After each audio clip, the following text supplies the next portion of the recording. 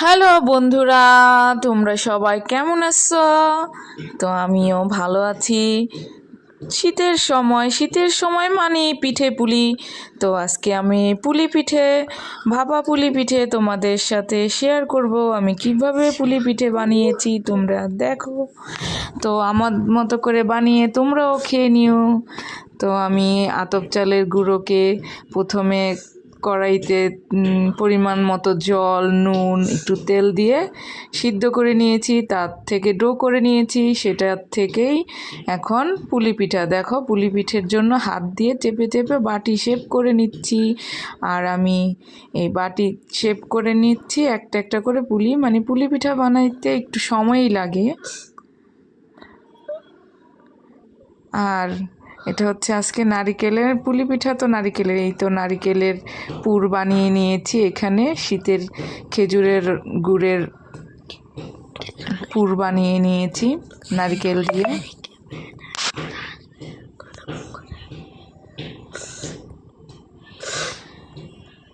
তো বন্ধুরা, তোমরা আমার পিঠা কেমন হলো জানাবে। এই যে দেখো, আমি নারিকেলের পুর দিয়ে পিঠাটাকে শেপ করে নিব। দেখবে আমি অতটা ভালো পারি না, তারপরও যতটুকু সম্ভব চেষ্টা করেছি। তো আমার বন্ধুদেরকে বলবো, প্লিজ লাইক, কমেন্ট, শেয়ার করে পাশে থাকবে তোমরা সবাই। তো দেখো, এইভাবে করে পিঠার মুখটাকে ভেঙে নিতে হয় আর কি, মুড়িয়ে নিতে হয়। অনেক অনেক রকম করে বানিয়ে নিতে পারে, যার যেভাবে খুশি। তবে খেতে খুবই দুর্দান্ত হয়েছিল, খুবই মজা হয়েছিল। কার কার পুলি পিঠা পছন্দ খেতে, সবাই কমেন্টস বক্সে জানাবে। দেখো কেমন হলো, সবাই জানাবে। তো আরও বানিয়ে নিচ্ছি। এই যে দেখো,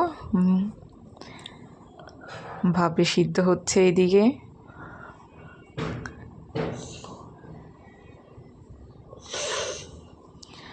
ছোট ছোট বাটি করে তারপর এটাকে পুর ভরে পুলি পিঠা বানিয়ে নিতে হয়।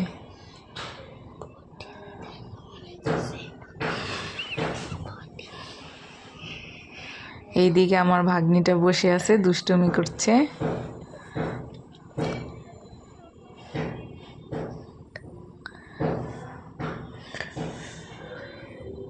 তো দেখো, খুবই মজা হয়েছিল খেতে। এই তো অনেকগুলো বানানো হয়েছিল।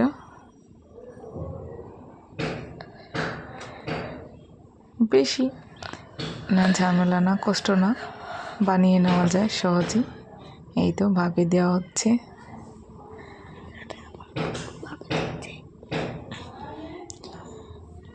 তো বন্ধুরা, নতুন বন্ধুদের বলবো আমার চ্যানেলটাকে একটু সাবস্ক্রাইব করে দিয়ে পাশে থাকবে।